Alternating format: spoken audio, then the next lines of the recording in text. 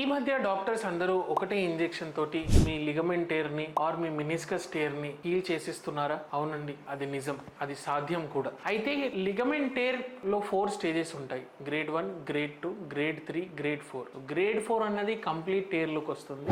Hello అండి, నేను doctor Akanksh, orthopaedic, joint replacement and sports injury specialist. ఈ రోజు మనం మాట్లాడుతున్నాం లిగమెంట్ టేర్ గురించి. సో దీంట్లో 2 రకాలు, partial tear and complete tear. అయితే పార్షియల్ టేర్ ఎవరైతే ఉన్న వాళ్ళు ఉన్నారో, పార్షియల్ టేర్ అంటే ఒక 70% లిగమెంట్ ఇంటాక్ట్ ఉన్న తర్వాత కూడా మీకు ఆ టేర్ ఉంటుంది అంటే వీటిల్లో ఈ పిఆర్పి ఇంజెక్షన్ అన్నది చాలా బాగా పనిచేస్తుంది. అయితే ఈ పిఆర్పి ఇంజెక్షన్ ఏంటి అంటే మన సొంత రక్తాన్ని తీసుకొని దాన్ని 2 భాగాల్లో డివైడ్ చేసి ఆ ప్లాస్మాని మనం ఎక్స్ట్రాక్ట్ చేసి దాన్ని మనం జాయింట్ లో ఇంజెక్షన్ ద్వారా ఇస్తామండి. అయితే ఈ ప్లాస్మాలో మనకు growth factor cells, body immunity cells, stem cells ఇవన్నీ ఉంటాయి. దీంతో హీలింగ్ అన్నది చాలా పెరుగుతుంది. So partial thickness or complete thickness వాళ్ళకు డిఫరెన్స్ చేసుకొని ఆ పార్షియల్ థిక్నెస్ ఉన్న వాళ్ళకి పిఆర్పి ఇస్తే జాయింట్ లాంజిటివిటీ కూడా పెరుగుతుంది, సర్జరీ కూడా అవాయిడ్ చేయొచ్చు. దీని గురించి మీరు ఇబ్బంది పడుతున్నారు లేదా మీరు ఎప్పుడో మీ మినిస్కస్ టేరో లేకపోతే ఏసీఎల్ టేర్ ఉన్న వాళ్ళు ఎవరైనా ఉంటే